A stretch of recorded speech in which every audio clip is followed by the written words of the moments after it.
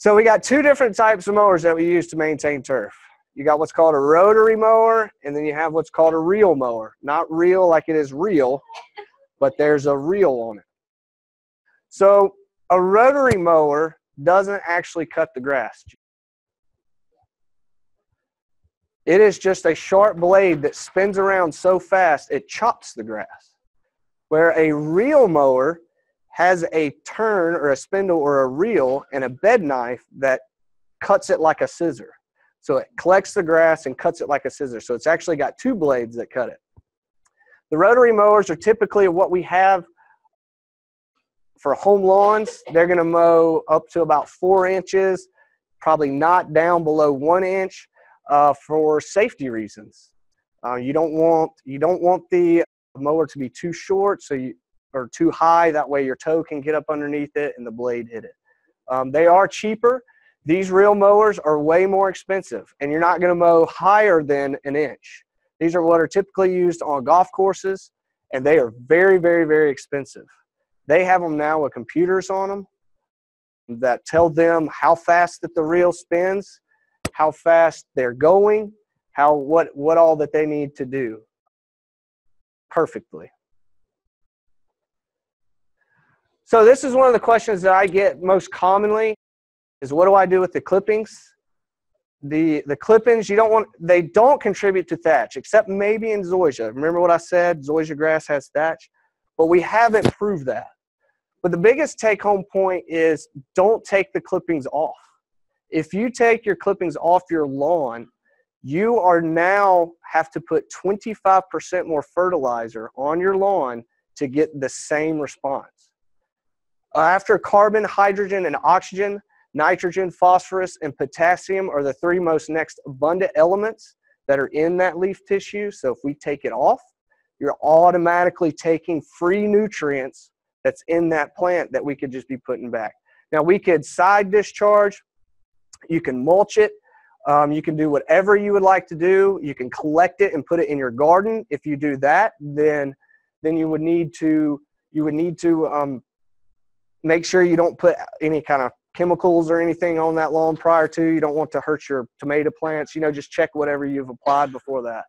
So it doesn't matter if you're mowing it, side discharging, removing clippings. You definitely don't want to do that, because then you are just have to add more fertilizer to your program to then get the same response. Now, mowing height to cut. This is one of the questions I also get. Don't be too afraid of the fractions or numbers on there, okay? Remember what I said about ideal perfect conditions? This is ideal perfect conditions. This is what researchers have done and mowed at fractions of an inch at different heights to determine which one or which species actually grows at those optimal heights. The trend you can see is the cool season grasses like Kentucky bluegrass and tall fescue are going to be mown taller than your warm season grasses like Bermuda and zoysia. And buffalo kind of is the anomaly. It can be anywhere from 2 to 3 or a no-mow as well. So when it comes to the cool season grasses, you want to go, I like 3 inches. 3 inches is just a good round number for cool season grasses. When it comes to Bermuda and zoysia, you can go down to 9/16, but 2 inches is actually the best. We don't have reel mowers. We have rotary mowers. Who has a flat level yard? Okay. When you start getting below a certain height, you start scalping. You'll hit a hole, and then you're going to do more damage than good. So 2 inches is typically the best when it comes for a home lawn for Bermuda and zoysia. Now, buffalo, 2, 3 inches, or I even put in quotes, no-mow. If you have it on the back 40 and you don't want to manage it a whole lot, but mow it once or twice a year, that's what I consider a no-mow. Then you would be mowing it higher, maybe 6 inches, 8 inches, or something like that.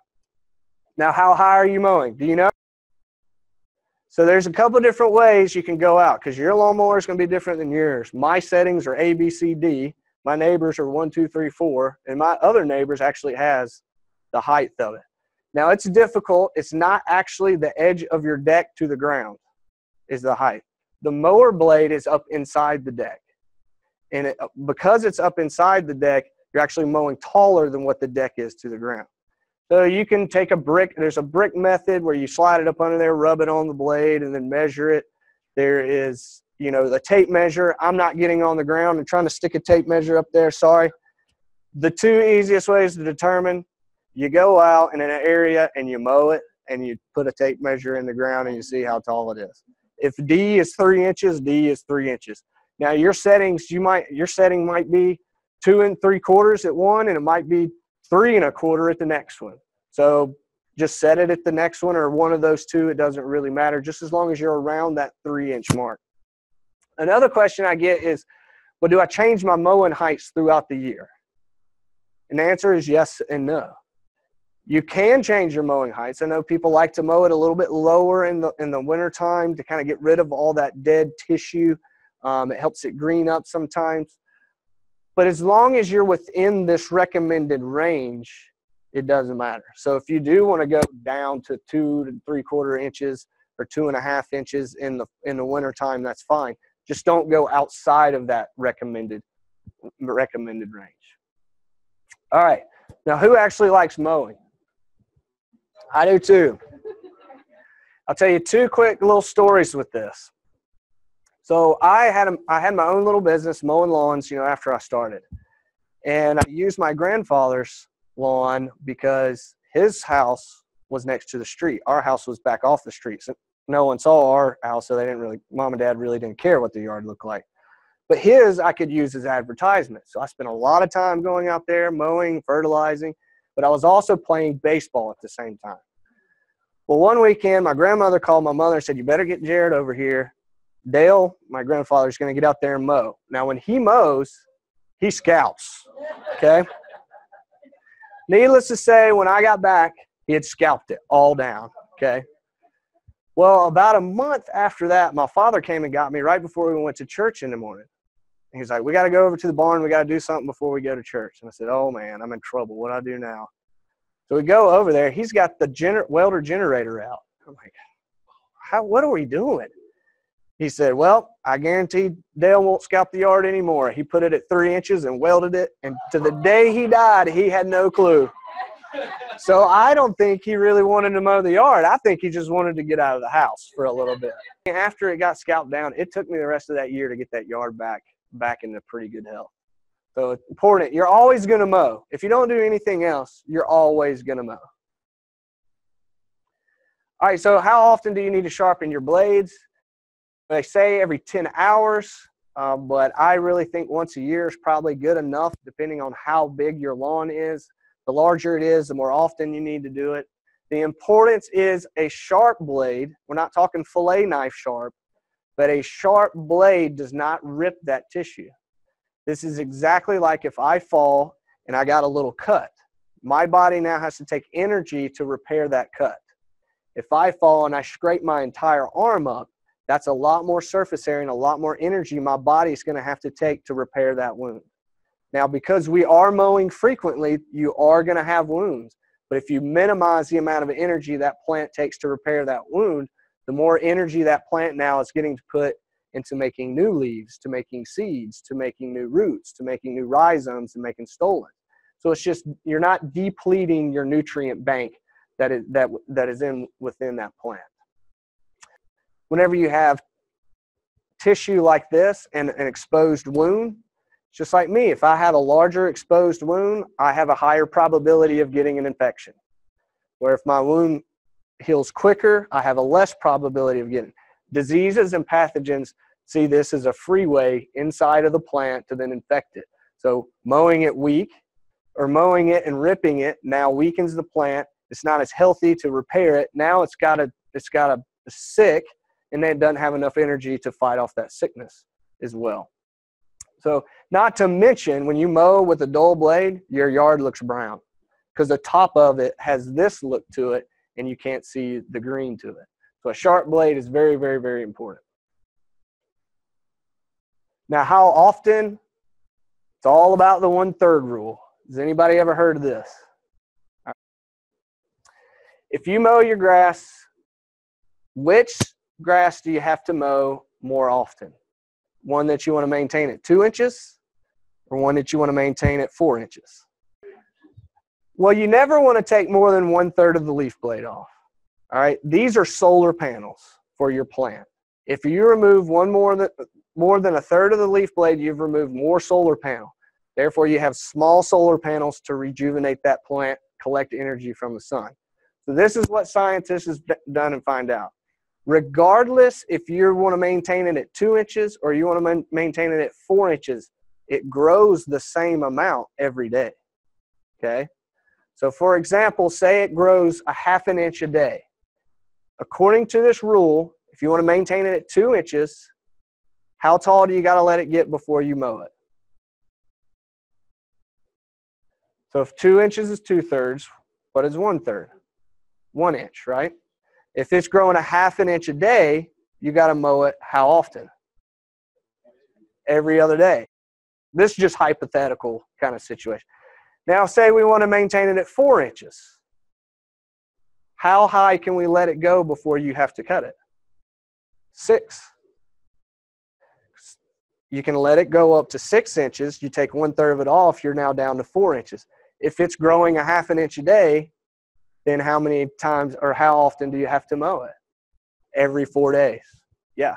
So really the shorter you mow your yard, the more often you're going to need to mow it so you don't injure the plant.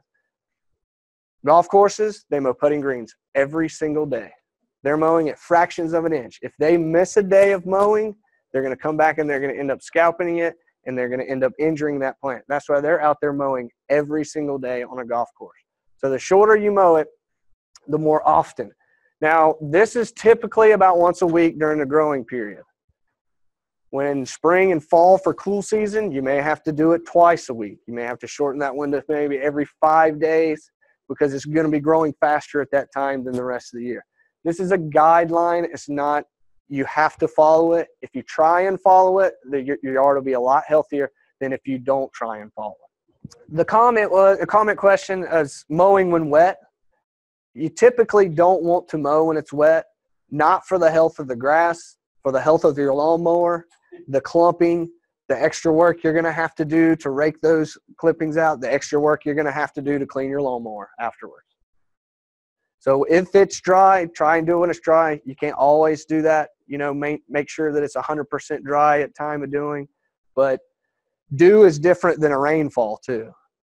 If it's wet and the ground's wet after a rainfall, you're not only doing damage to your grass, you're compacting the soil. Because when you have water in that soil, it compacts a lot more. So make sure, dew is different because it's only on the leaf. But try and do it when it's dry. It just disperses the leaf blades better, less work afterwards, less cleanup that you have to do.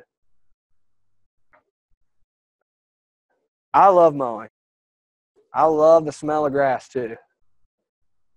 The guys in Australia did a research project where they looked at the smell of freshly cut grass and what it did to chemicals in your brain. Well, 75% of the people were happier if they smelled fresh cut grass. Now we're going to talk about fertilization. Before you do anything, always get a soil test. If you don't need it, don't apply it. Your soil test is going to tell you. If you start applying something that you don't need, you may start getting a toxicity because you put too much of something on. Every time a number goes up in a bag, or a larger number, or if there's more numbers on a bag of fertilizer, the more expensive that fertilizer is. So save money, only put on what you need. So always first step is get a soil test. And so you guys know what is on the bag. 24, 6, 6. What do those numbers represent? So it represents a percent of that bag. From now on, we're pretty much going to talk about the element itself, not fertilizer. For example, if you had a 100-pound bag and it was 10, 10, 10, how many pounds of nitrogen would be in that bag?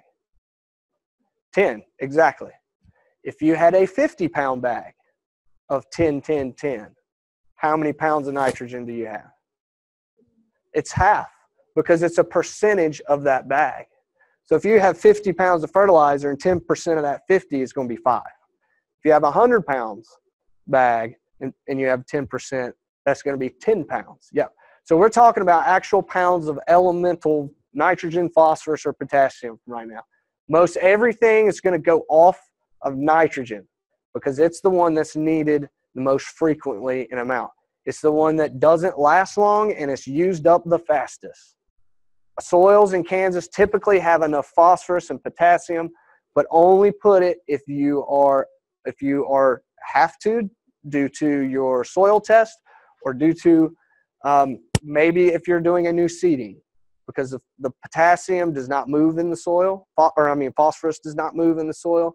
Therefore, when you do a soil test, you're getting an average over maybe 4 or 6 inches. You want to put a little bit right on that surface for the newly seeded stuff.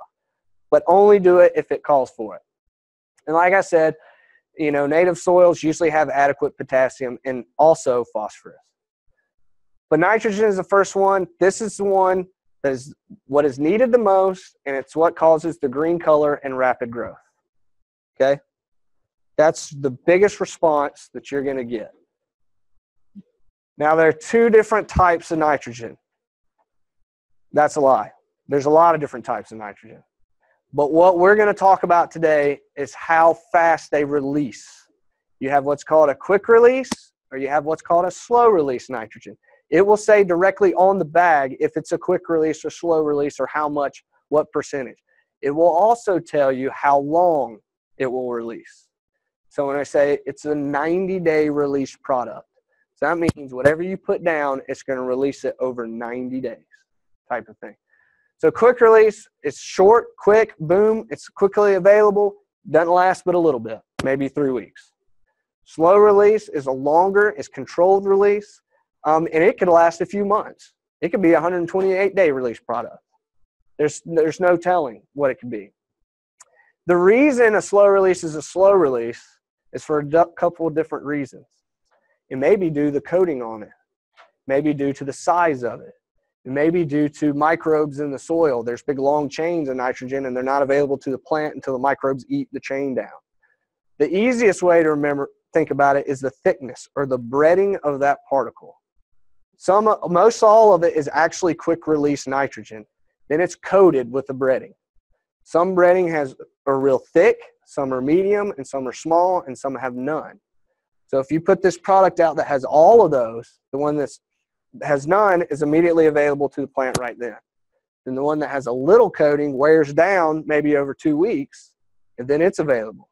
The one with the medium coating may take 4 weeks to wear down. Now it's available to the plant. By the time that second one goes, the first one's already used up. So all you're doing is just releasing that product over time. So that's a quick release, slow release. So when it comes to phosphorus, get a soil test. Only apply if needed. Keep it moderate, low side will help prevent weeds. If you put a lot of phosphorus on your soil, you are going to get more weeds because now you're feeding the weeds and not the turf because the turf already has got enough in the soil. You may put some down if you're seeding and sodding. And this, even though that your test says you're adequate, you may still want to put a little bit. Not a lot, but a little bit. Phosphorus does not move in the soil. Okay, and a lot of times this is called a starter fertilizer. You go to the store, it's going to say starter on it. You're going to buy it because it's going to have just a little bit higher phosphorus or middle number. So the other element is potassium. Like I said, it's mostly adequate in most of the soils in Kansas. Only apply if needed. It has been related to stress management. That means if you do not have enough phosphorus or potassium, in your soil, you're not going to get the cold tolerance, the heat tolerance, and the traffic tolerance. If you have adequate amounts on there, then you are going to get the maximum cold and heat and drought. If you add more potassium, you're not going to get any more cold, heat, or drought tolerance. Once you have an adequate amount, adding more is not going to help these types of tolerances with the grass. But if you do not have enough, you don't have a healthy plant, then it can't tolerate those that genetically are in that plant for that plant to tolerate. Those are the potassium. Now, when to fertilize other nutrients, sorry, I was getting a little ahead of myself. Other nutrients, calcium, magnesium, micronutrients, You can test for those if you need to. Most of them are going to be fine. That is a very, very minimum amounts of times that I have seen that they have been not adequate. Most of the time you do see, I have seen a lot of iron deficiency plants. This is more in western Kansas. This has nothing to do with the plant itself. This has to do with the soil pH. The soil pH, you probably learned in soils, if it's not at the right range, certain elements are not available to that plant. Quick fix sometimes is to add a little bit of iron onto the with the product when you're fertilizing. That way you will have enough iron on your regular fertility program to help overcome. Long term, you need to change that pH, whether it's adding sulfur or to raise it or to lower it. So also, most of the time with your fertilizers, these micronutrients are going to be in that bag. They're what's holding your phosphorus and your potassium together in that bag. You don't just have straight nitrogen, prill, and then a straight phosphorus or a straight potassium.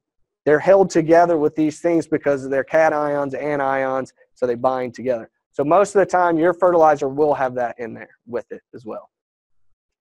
So when to fertilize? This is the biggest question that I get. Cool season grasses are totally opposite of warm season grasses. Take home message: if you properly fertilize in the fall for cool season grasses, you don't need a spring fertilization. We both looked at those curves. Said, well, in the spring and the fall, the grass is growing. So why wouldn't we not fertilize it in the spring and only fertilize it in the fall? In the springtime, average air temperature warm. Yeah. What's the soil temperature? Cool. In the fall, what's your air temperature? Cool-ish, warmish. What's your soil temperature? Warm. If you fertilize in the fall, you're promoting both shoot and root growth. Fertilizing in the spring, your soil temperatures are not high enough for that plant to be efficient to take those nutrients up, and then you end up getting more shoot growth and not root growth. Now we've created a monster for the summertime. If you have short roots in the summertime, it's harder to get it through than it would be with longer roots. So focus on fall fertilization. So what we're looking at, September, October, November, those 3 months, you want 2 to 3 pounds of nitrogen per 1,000 square feet. I don't care how you put it on there, okay? We talked about quick release and slow release. So for example, in September, you could go out with 1 pound of a quick release. It's going to last you a month. October, you can go out with 1 pound of a quick release. It's going to last you October. And then November, you're going to go out with 1 pound of quick release. And that's going to get you the 3 pounds total. Now, maybe you go out in September with 3 pounds of a slow release of a 128-day release product. You don't have to push a spreader but once. The product might be a little bit more expensive, but you're going to get 3 pounds over that entire 3 months. So it really doesn't matter how you do it. It's just what you want to do. If you are doing a November application, you definitely want to make sure it's quick release. You don't want to put a slow release right before it goes to sleep, because then it's going to go to sleep and it's not going to take anything up. But that November application is very important. That plant knows it's going to sleep. Nitrogen is what makes it green, right? The plant knows it's going to sleep. It takes up the nitrogen, makes the plant green. We'll hold the green color through the fall, through the winter, through the spring, and it's ready inside of that plant when Mother Nature tells it it wants to grow. It's not waiting on you to apply any nitrogen to that plant. So you get a better winter color with the fall fertilize on cool season grasses. But if you don't do what you need in September, October, it doesn't work. So March, April, not really needed if fall fertilize. May, not really needed if fall fertilize. It's optional, I say, 1 pound of nitrogen per 1,000 square feet. You don't want a flush of growth, so use a slow release. So 1 pound, if it is a 3-month product, you're really only going to get 0.33 pounds 1 month, 0.33 pounds, 0.33 pounds. Most of the time, you are going to have this, a little bit of May applied, or April, May applied a fertilizer, regardless if you want it or not, due to your pre-emerge herbicide. Try and get a fertilizer with the lowest numbers that you can. but most of the time it's cheap to put a pre-emerge herbicide on a fertilizer so you can disperse it. It's more expensive to buy the herbicide granular by itself. So you end up putting some of this on there whether you want to or not, because it is attached to that herbicide if you're doing a pre on that time. So like I said, take-home message, 3 pounds of nitrogen per 1,000 square feet total from September to November. Don't need to do it in the spring unless this year I bet I might put a little bit on in May. I probably won't go a pound. I'll probably do a half a pound because it was so warm up until December.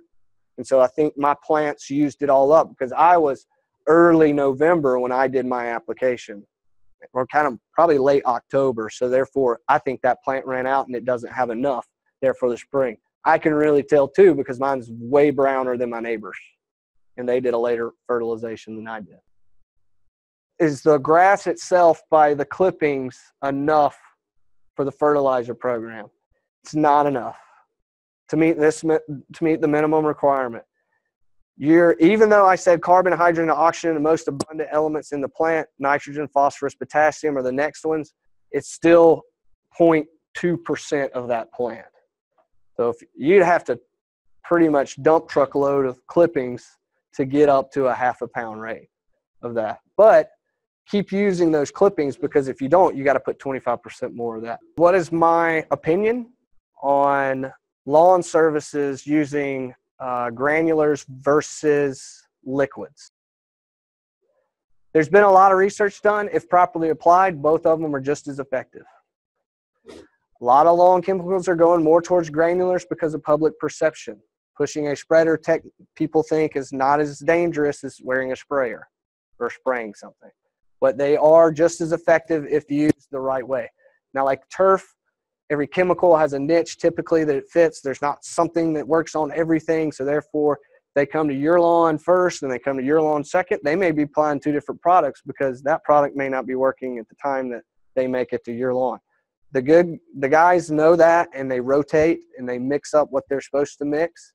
And I think the lawn services actually do more diligence, and no offense, than homeowners do, because they are more trained to apply those applications than a typical homeowner, because the homeowner can get anything that they want to get, and they're typically over applied or nothing's ever calibrated, where they have to be calibrated legally and they are checked on a regular basis that their stuff is calibrated.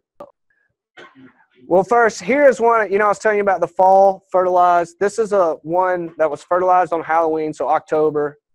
Do that in December. Fast forward, this is now in February. This one didn't have that October fertility, same type of grass. You can see the difference in color and how much it holds in. So that fall fertilizing really, really, really helps. So now warm season grasses. I don't like to break it down into times of the year because warm season grasses grow at different rates. They require different amounts. Therefore, I break it down within each species. Start with buffalo grass. Buffalo grass, I say about a pound per 1,000 a year. Put it on roughly in June. I like a slow release when it comes to buffalo grass because that's going to grow over the summer. If you put a quick release, you're only going to have a flush of growth in June, nothing in July. It's still growing in August. About a pound. Now, if you're going, say, in the spring or a first year and you have seeded it, you've seeded that, you might need to do a pound to a pound and a half when you've seeded it. Say the next year, maybe I might hold off on it. But like I said, it's a low maintenance, not a no maintenance. So maybe come back the next year with maybe a half a pound or a pound. A little bit of nitrogen on buffalo grass greens it up like crazy. A little bit. We did a study and we put 0, 1, 2, and 3 pounds of nitrogen per year on buffalo grass, quick releases and slow releases. There was no color difference between, there was a color difference between 0 and 1, but there was no difference between 1, 2, and 3. So you do not get an extra benefit with buffalo grass green color-wise by adding more nitrogen. So give it what it only needs and it gets you along. Now zoysia grass, it's kind of the medium growth. So you're only going to look at about 2 pounds of nitrogen per 1,000 square feet per year. You can go in June with a pound of quick release, come back in July with a quick release. You can go in June with 2 pounds of a slow release, and that'll get you through. Same idea when it comes to Bermuda grass, but you're typically going to have a little bit higher. You're going to have a little bit higher amount of nitrogen just because that plant is growing a little bit faster. 2 to 3 pounds per nitrogen per 1,000 square feet per year for Bermuda grass. Apply June, July, early August. The late fertilizing of warm season grasses are not recommended. Why would you not put a fertilizer on warm season grasses late before it goes dormant? Won't use it. It's going dormant.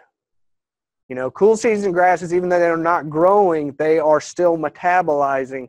Warm season grasses are not metabolizing. They are not growing. They are not taking anything up. Nothing is getting in that plant. So no need to fertilize a plant when it's not growing. So that's the best time for warm season grasses. Last thing with fertilizer, always do a proper application. If you're going to put 1 pound of nitrogen per 1,000 square feet down, calibrate your sprayer at spreader at a 1/2 pound and go in 2 different directions. Cross it. Go north and south and then east and west. That's going to ensure that you have a good coverage. Sometimes you might step 3 steps over one time, you might step 2 one time or 5 the next. So then if you don't, you're going to have a zebra pass. Or if you use a drop spreader, you could have something like this. This is a perfect example of why you don't fertilize concrete. If you get it in the lawn, it stays in the lawn. It did not move anywhere from where it hit. So it will stay in that condition. This is a better one. These are done. This was done with a drop spreader. And so a drop spreader is just a spreader that drops it directly out of the bottom. Broadcast spreaders will broadcast it anywhere from 20, 30 feet. I like drop spreaders for this between the sidewalk and the road. It is hard to get a broadcast spreader on there and holding it down to that little pattern. And then on larger areas, use a drop spreader just for time consumption. And they're easier to calibrate. Here's another one that looks really good. You can tell that they were in a little rush. I wish I had a picture of my neighbor's yard. He started at the middle tree that's right in it and went in a circle. So, I mean, it was a perfect spiral that was on it. If you are fertilizing, always fill up on concrete. I like putting a tarp underneath it because if it spills, you can pick the tarp up. You don't have to worry about even sweeping it up. If you spill it on the grass, then you can't get it up. There was a misapplication on a golf course one time. He had put too much out. Believe it or not, they went to Walmart and they bought as many vacuum cleaners as they could and vacuumed the greens because they had put too much, and afterwards they figured it out. Most people would not have done anything with it. This guy figured that he had done something wrong and knew that he had to do something to fix it. Once it's in there, it's tough to get out. It's easier to sweep up on concrete. And make sure the bottom is shut before you pour it in. I am guilty of doing that. So if it gets on the concrete, just sweep it up. It's easy. A leaf blower, blow it into the yard, not out in the street. So, you don't want that going down the drain. Once it's in the yard, it's good to go. So, watering. It's probably, sometimes I think it's more political than scientific. Turf, I think, gets a bad rap for watering because it's visible. Golf is actually one of the least. Turf is actually the highest acreage of irrigated land in the United States, but uses half as much as agricultural crops. So it's more land and it uses half. If you take that number, it's actually using, if you calculate that number out, turf across the United States on a per acre basis uses 10 to 15% of what large agriculture does. We get the bad rap because it's visual, it's recreational more, it's aesthetics comparatively to growing food crops. Ballpark rule, 1 inch a week. That is a good idea. This is not and this is not how much time, but an actual inch. Deep and infrequent. That means if you can get that inch of water on at one time and then not water for a while, you have filled up your soil profile with water, and you don't need to water all the time.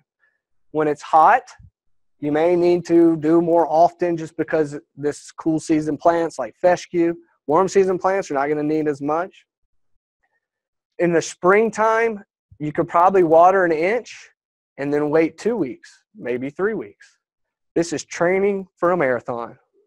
If you watered frequently in the spring, as soon as it got a little warm, plant never develops roots for the summertime. So as soon as it gets warm, it thinks you're going to water it. If you water it deeply and wait a little while, that plant is now stressing itself just a little bit. So it knows it can get through a tough time, and then you water it. Train your plant like you would train for a marathon. Spring, if you do it really well, then you will get, through the summer a lot better. This is going to give you deeper roots. But the question I get is, well, if I put an inch of water on, it's going to start running down the sidewalk. So then that's what you call soak and rotate. Put a cup in your yard when your irrigation comes on. See how much water you can actually put on before it starts running off. Okay, if that's 30 minutes, say in 30 minutes I can get a half an inch on that. Water it for 30 minutes, go water another zone. By that time, you can come back and get that other half in. So you've put it all on, and then so it's all in there at one time, and you don't have any running off. You may have 4 zones. You may can only get 15 minutes. That gets you a quarter an inch. So you kind of go around. And do as much as you can to get it deeply and infrequently to build those deep roots. Never water every day. If you don't water enough or hot, dry times, it's going to die. Opposite is here. In the soil, you have soil particles, you have air particles, and you have water. If you fill all the airspace up with water, the plant doesn't have any air to breathe. It needs air to breathe. Just like we need air to breathe. We need bad stuff to get out. We need good stuff to get in. Roots respire. Roots make oxygen too. You need the CO2 to get in. There's a lot of things. So overwatering now depletes all the airspace. The plant can't grow in the overwatered soils or saturated soils, but guess what can? Weeds. Weeds can grow in these conditions, but turf can't. So just proper watering is a long-term weed management program. You're not overwatering. This is what you're talking about. How do you determine if it is going dormant, what it looks like? It will kind of turn a purplish tinge first, your green grass. And that's because your leaf tissue that was out like this and full of water now is starting to shrivel. So when you shrivel, your color changes. Not because of the actual plant changing color, but you have less of that plant to look at. And so if you have less green, then it turns a purple look to the naked eye through the wavelengths of sun. So look for that. Like I said, if you see that and you can let it go through a little bit of stress and then water it in the springtime, you're training it for drought resistance in the summer. And like I said, if you can apply 3/4 to an inch each time you irrigate, that's the best. You might have to rotate that depending on how much you're able to get into your soil. How do you know how much you are putting on? You can run yours 15 minutes, you may get a quarter inch. You may run yours at 15 minutes, you may get an inch, So it all depends. So go out and do a catch can. You don't have to do a full blown out audit of your entire lawn. But no, in that one zone, I just put a can out. I know it's going to water tonight, so I'm just going to put my can out and just kind of see. I know it watered for 15 minutes, so I know in 15 minutes in this zone, I'm getting roughly a half an inch. That's where I would start. There's other things you can do. Smart controllers. You get real scientific. Do you have a rain shutoff?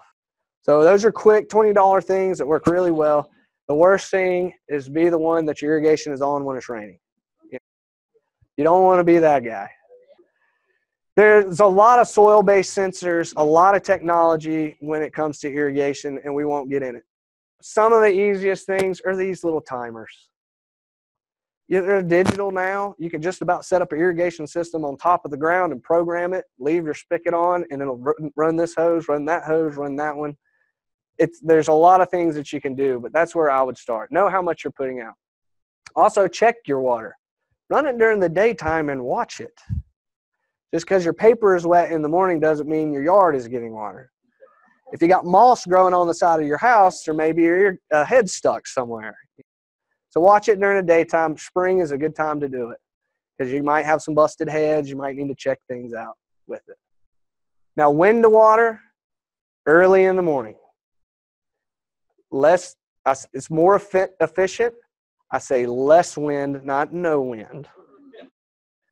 There's typically better water pressure and definitely less evaporation, so you're not losing a lot. You also have less opportunity for disease if you water in the morning compared to the evening. Disease needs continual leaf wetness. If I water at night, my grass is wet all night long. If I put the same amount of water on it in the morning right before the sun comes up, I put water, it's replenished the roots, it's in the soil profile, the sun comes up, the leaves dry out, and now you only had 2 to 3 hours of leaf wetness compared to 12 to 14 hours of leaf wetness. There's always exceptions to this. If I'm managing a park, I'm running mine right at dusk. I want people out of that park. I don't want to hang them out for safety reasons overnight. If I'm running a golf course, I have to start my clock at 7 o'clock at night because it takes all night to get through all the systems to be done at the first thing in the morning. If I'm managing downtown flower beds, green walkways, I'm not watering in the morning because that's when people get up and they go run. They don't want water blowing on. You want happy community.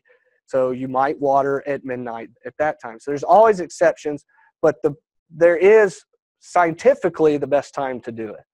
And that doesn't mean you got to get up at 4 in the morning and turn the hose on. Ballpark, 9 o'clock in the morning is going to be better than 9 o'clock in the evening type of thing. So that's when to water. All right, what do you got going on here? There's irrigation head there, on the sides. Got some dry patches here. This is just a bad design. I mean, horrible. Yep. This is a close-up of it. They got the head set on 180 instead of 360. This is a good example to check it. What about this one? Right there's the irrigation head, the black thing in the middle with the green around it, brown around it, and then green around the outside. The phone call was, I have crop circles in my yard. I don't know what's going on. The head was adjusted wrong. He didn't care because his paper was wet in the morning on the back of his house. His concrete was wet. He knew his water and everything was wet. The grass was wet. He knew it was getting watered. But he had the wrong nozzle in and was shooting too far. And so it wasn't watering the actual grass right around it. What about this one? This is the pressure issue. If you have low pressure, you're not going to get the maximum use out of your irrigation heads. You're not going to get the maximum use out of whatever it is, your tanks, whatever it is, and you're going to get bad distribution and then poor healthy turf. This one, I got to pick on this one. This is at K-State. I about had a cow when I saw it. There's probably 5 or 6 irrigation heads broken, watering in the middle of the afternoon, wrong time to water too, and just a river of water down the concrete. Concrete does not grow faster if you water it. It's still going to be concrete, I promise you. So, what about this one? I'll give you a hint. Don't worry about the overlapping, but the picture is fuzzy. Why would the picture be fuzzy? It's raining. So, aerating. If you're always going to mow, if you don't fertilize, you don't water, you don't do anything else, I consider aerification the second most important practice you do to your turf because it directly influences everything else that you're doing. It helps with weed control by reducing compaction. It helps with water infiltration when it does rain. It helps with fertility because now you've made a place for the fertilizer to go into instead of dissolving on the soil surface and then moving. It's already there at the roots. It helps with seeding because now you've made a place for the seed to go and stick on the side of that hole. It's helped with air exchange. It is inadvertently doing all those things. It's removing thatch as well. It is a good process for turf for a lot of different reasons, like I just mentioned. Most of the ones that you're going to see are these drum type ones, like in the bottom left-hand corner, the green one. Go over your yard 2 times. 1 time is not going to be enough. 2 times is going to be a good enough amount to get the amount of holes that you need. So it relieves compaction, thatch control. Like I said, air movement, roots need air to breathe. It just really improves the health of the lawn. It inadvertently affects everything else you're doing. How often you do it? How hard is your soil? If you've got hard soil, do it twice a year. If you've got really sandy soil, you might not need to do it at all. It just really depends on how compacted. My yard, I don't do the whole yard. The rest of it's pretty good. I have a dog ring, as I call it, where the dog runs in the same path around the yard. That's the high compacted area. That's the only place I do it. There's a lot of different reasons, like I said, you do it, but it really does. And it all depends on how much traffic you got and what soil type that you have. One of the other reasons that you aerify is for thatch control. Now, what is thatch?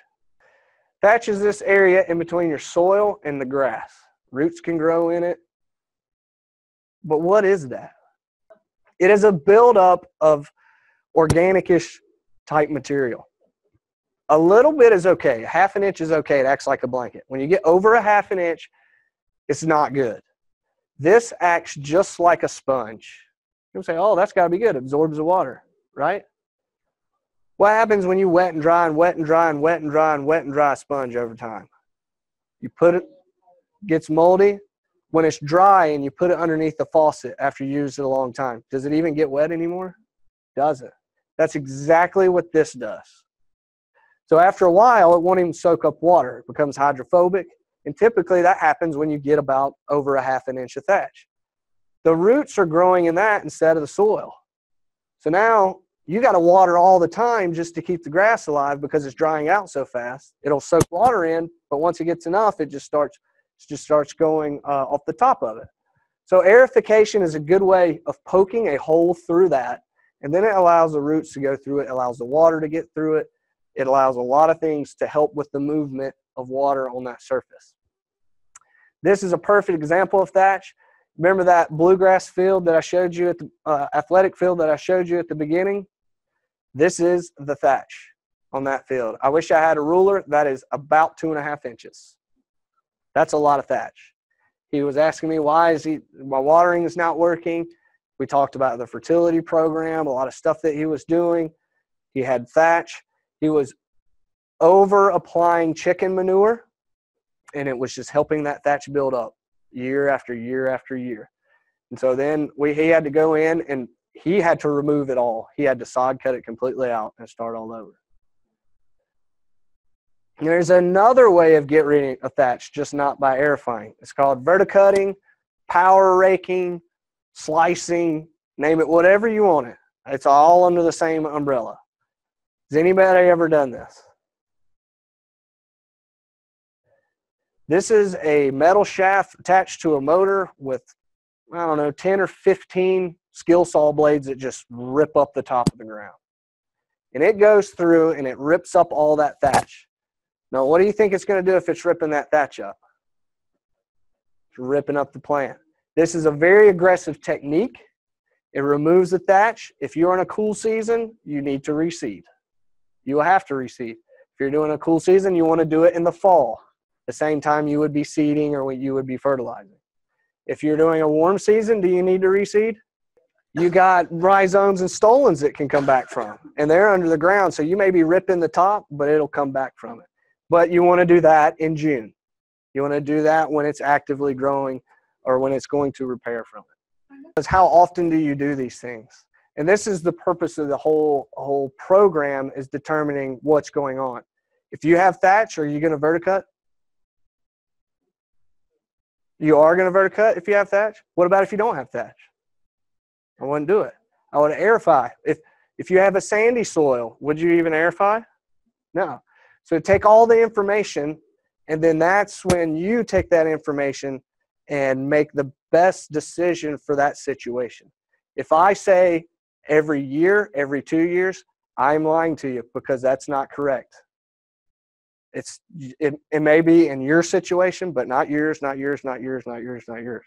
It all depends on the environment, the situation, your soil type, your turf species, how much you fertilize, how much you water, how much shade you get. All these environmental considerations you take in.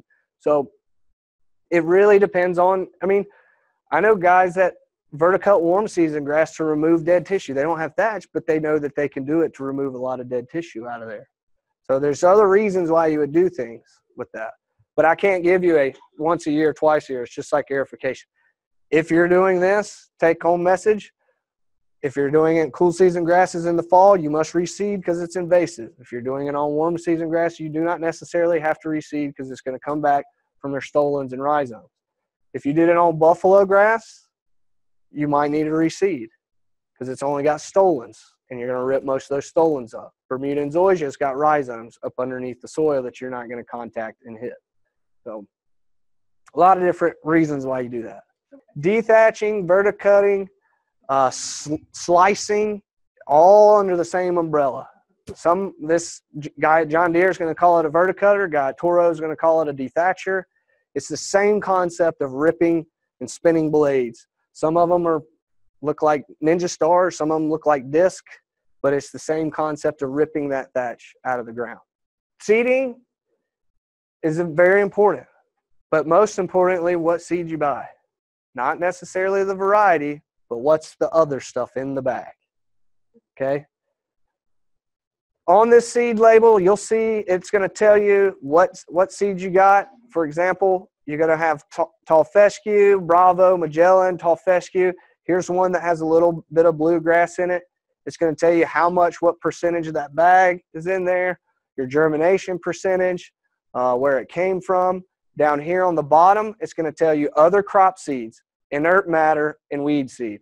Inert matter is going to be a seed shell or it's not bad. Inert matter is okay. It's just maybe a piece of tissue or something in that process that came off of a seed that's not growing. The ones you want to look at are other crop seeds and weed seeds. Other crops can be good or bad. The reason they call it other crops is because it could be sold as another crop in another seed batch. In this, it could be a weed seed. So 5% or 0.5% of other crop or weed seed, you plant 12 to 16 of whatever that is per square foot.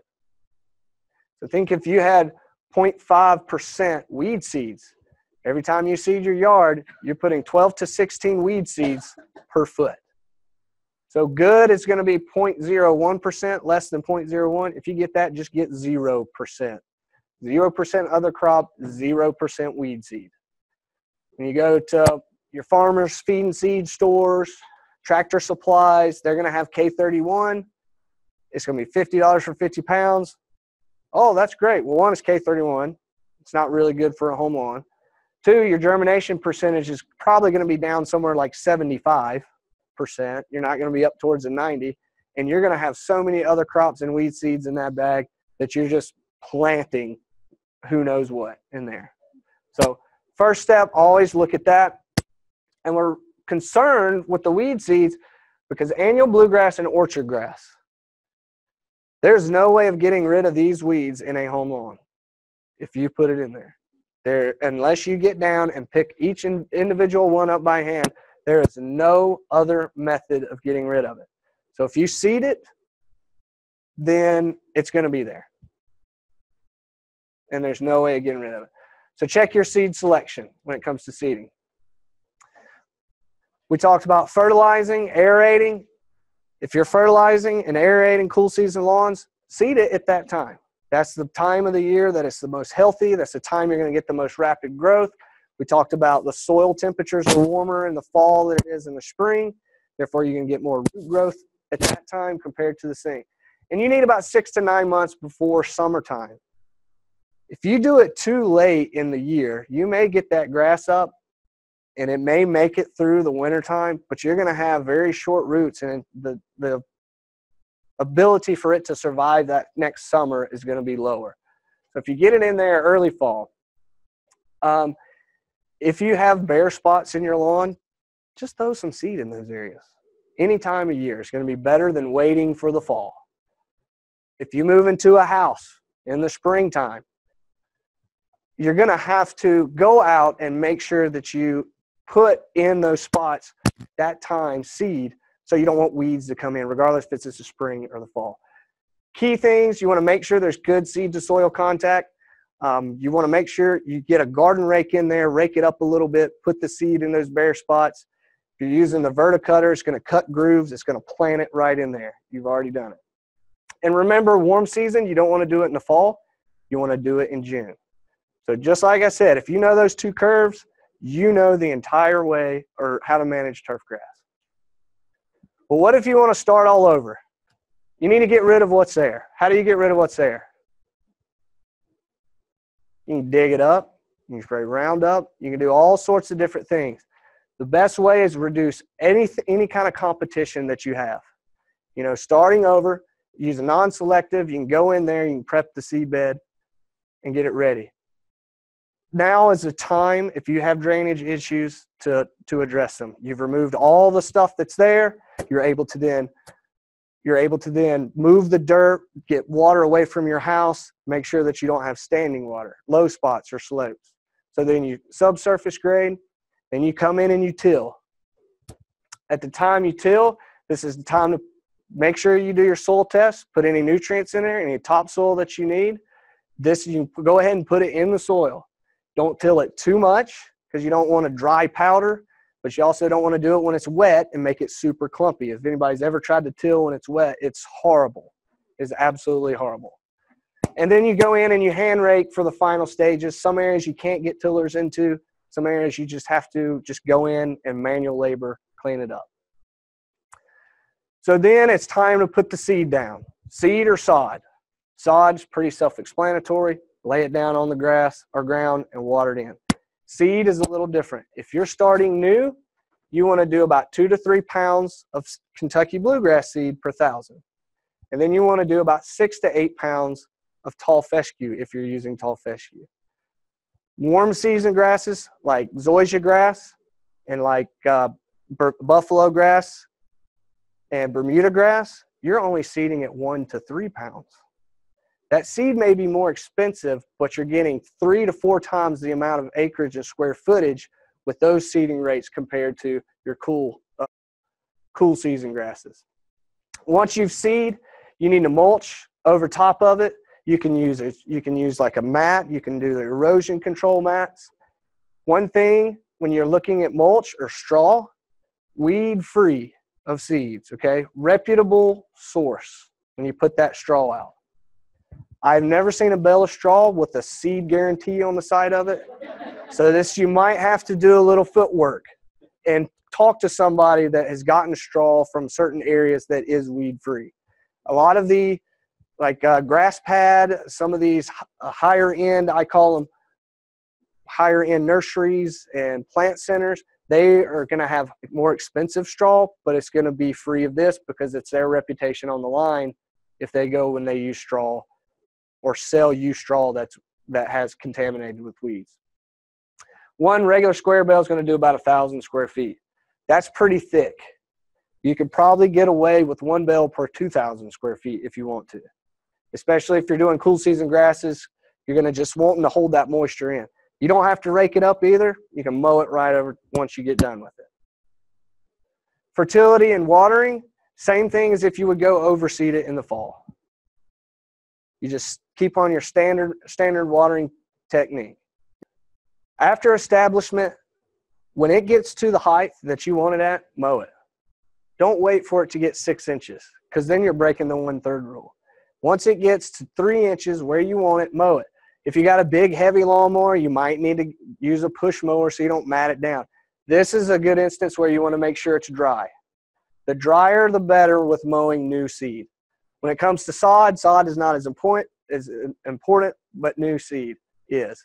Warm afternoons, make sure the soil is grass. If you're waiting, when it grows to 3 inches, mow it down to 2 if you're maintaining it at 2. If it's at 3 inches, you can wait till it's high. So just make sure you mow it. Don't wait too long to mow the grass. So, keys and steps key concepts: good seed to soil contact, apply your starter fertilizer before seeding, before you start weeding. Irrigate it really deeply at first and then light and frequent, and then you have to switch it back to deep and infrequent as that grass grows. And now as soon as the grass gets to recommended height, mow it. And if you are going to apply weed control, because this is the most vulnerable time for weeds to come in is when it's thin. If you are going to it, generally speaking, 2 months or 2 mowings is what you need to wait from germination, not from seeding. Because you may seed the same day he seeds. Yours may come up 5 days. It may be 10 days for his. So it's that time period. Usually after 2 good mowings, you're fine. But always look at whatever weed control is on the label. It will say wait maybe 2 weeks after germination, 2 months. But this is just kind of a good general rule. But check on the label when it comes to that.